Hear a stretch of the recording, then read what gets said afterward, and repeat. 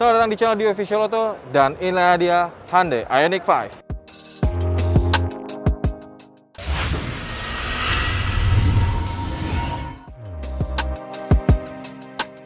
Hyundai kembali membawa kejutan dengan menghadirkan Ioniq 5. Ini adalah mobil yang sangat futuristik dan ia merupakan mobil elektrifikasi sepenuhnya. Yes, mobil ini menggunakan motor listrik untuk menggerakkan rodanya. Secara tampilan, mobil ini punya gaya yang sangat futuristis, berbeda dengan Ioniq dan Kona elektrik. Walaupun memang Ioniq sendiri sudah punya gaya yang futuristis, namun ini jauh lebih futuristis. Terlihat dari tampang depannya yang begitu seamless dan dilengkapi dengan headlamp yang sudah berteknologi LED. Dia disebut dengan Parametric Pixel Style dan model lampu ini mengotak. Gaya seperti ini juga diaplikasikan di belakang dengan desain yang lebih mencolok. Seperti apa? Kita lihat ke belakang. Jika melihat bagian belakangnya tidak jauh berbeda dengan bagian depan, dia begitu futuristis dan masih menggunakan Parametric Pixel Style pada bagian lampunya yang memanjang dari ujung hingga ke ujung dan dilengkapi dengan logo Ioniq 5. Untuk bagian sampingnya juga nggak jauh berbeda dengan bagian depan dan belakangnya. Dia seamless, nggak banyak bermain detail. Yang paling menarik adalah bagian kaki-kakinya, karena dia menggunakan velg berukuran 20 inci. Dan desain ini disebut dengan fractal. Dan ini memberikan nuansa yang benar-benar berbeda dan cukup menarik. Dan velg ini dibungkus dengan ban berukuran 255 per 45 ring 20. Untuk jantung pacunya, mau nggak mau saya akan membahas juga variannya, karena mobil ini dihadirkan dalam dua varian, yaitu Signature dan Prime. Masing-masing varian ini juga dibagi lagi menjadi dua, Standard Range dan Long Range. Ini akan menentukan berapa besaran tenaganya dan berapa jarak yang dapat ditempuh lantaran kapasitas baterainya berbeda. Untuk varian standar, ia punya motor listrik dengan spesifikasi 125 kW, sementara long range sendiri di angka 160 kW. Untuk tenaga puncak, standard range mampu menghasilkan 170 PS, sementara long range mampu menghasilkan tenaga hingga 217 PS, dan torsinya untuk standar dan long range ini sama, yaitu 350 Nm. Dan seluruh tenaga ini disalurkan ke roda belakang, walaupun secara global dia ada varian untuk all-wheel drive, namun Hyundai hanya memasukkan penggerak belakang. Nah, bagaimana dengan kapasitas baterainya? Ioniq 5 menggunakan liquid cooled lithium ion yang berdaya untuk standard range 58 kWh, sementara untuk long range di angka 72,6 kWh. Nah, untuk jaraknya sendiri, varian long range dengan penggerak belakang ini mampu mencapai 480-an kilometer. Artinya jarak yang dapat ditempuh oleh Ioniq 5 hingga baterainya benar-benar habis. Nah, bagaimana dengan pengisian dayanya? Ini lagi-lagi terbagi berdasarkan varian, baik itu Prime maupun Signature, dan juga varian jangkauannya, apakah standar atau long range.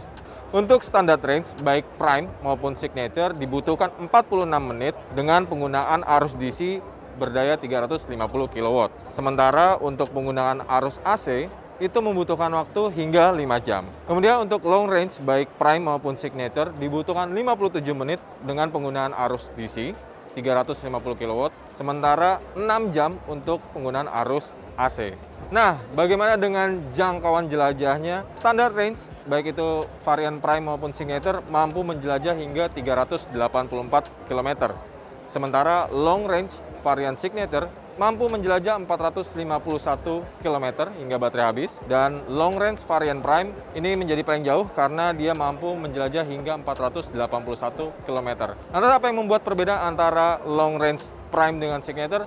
Ya, ini terdapat pada penggunaan velgnya. Untuk varian Signature, dia menggunakan velg 20 inci yang lebih lebar dan ban yang lebih lebar dan velg yang lebih berat, sementara varian Prime dia menggunakan velg 19 inci yang lebih kecil dan punya bobot yang tentunya lebih ringan.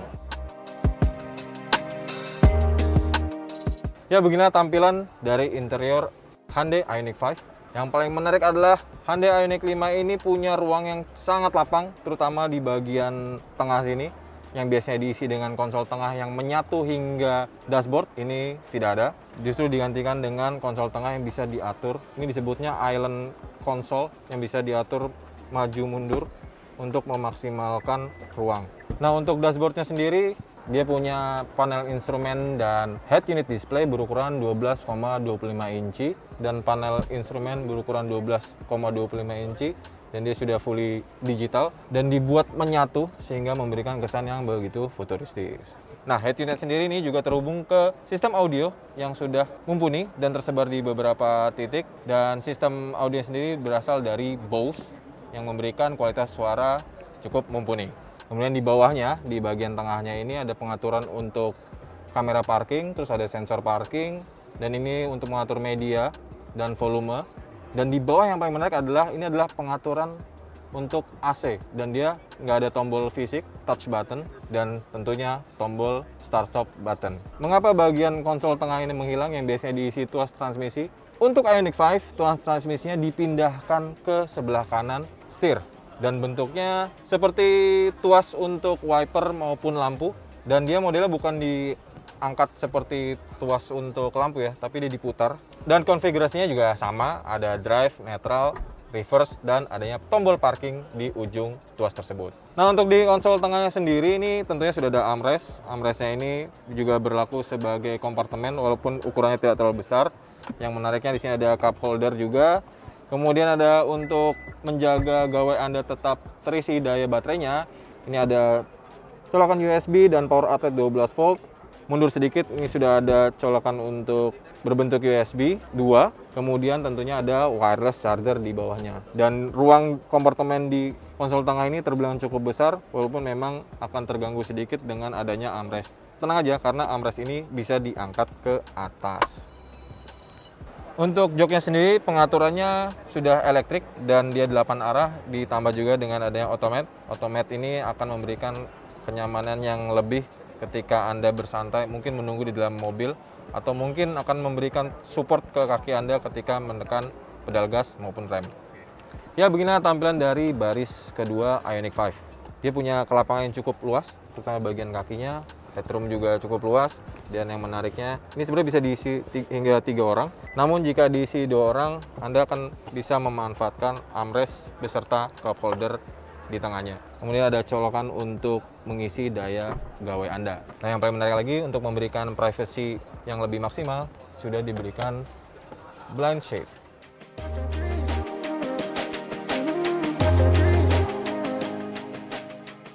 Nah, untuk mengakses bagasi belakang, Hyundai Ioniq 5 ini sudah menggunakan tombol elektrik atau bagasi elektrik, dan dia sudah otomatis. Kapasitasnya cukup luas. Ini dengan posisi jok belakang tegak. Jika Anda ingin memaksimalkan lagi kapasitasnya, jok baris kedua ini bisa dilipat. Ioniq 5 ini juga dilengkapi dengan Hyundai Smart Sense, sebuah fitur safety canggih.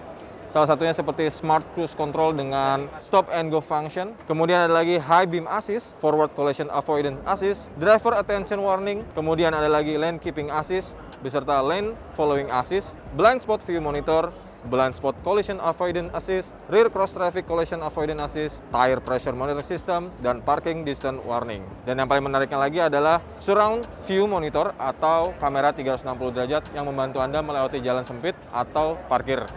Ya, itu tadi first impression dari Hyundai Ioniq 5. Mobil yang punya gaya futuristik dengan selipan-selipan retro dan teknologi canggih. Mobil ini sudah dijual, namun sayangnya Hyundai belum mengumumkan berapa harganya. Berdasarkan perkiraan, kira-kira mobil ini akan menyentuh harga 800 jutaan. Nah, bagaimana pendapat Anda? Sampaikan di kolom komentar. Jika Anda masih penasaran, Anda bisa mendatangi booth Hyundai di Indonesia International Motor Show 2022 di JXPO Kemayoran mulai 31 Maret hingga 10 April. Dan jika Anda ingin mengetahui informasi lebih lengkapnya lagi, Anda bisa mendatangi website oto.com, carvaganza.com, dan zikwil.co.id. Dan jangan lupa untuk subscribe channel di Official Auto, Carvaganza, dan Zikwil Indonesia. Sampai jumpa di video berikutnya.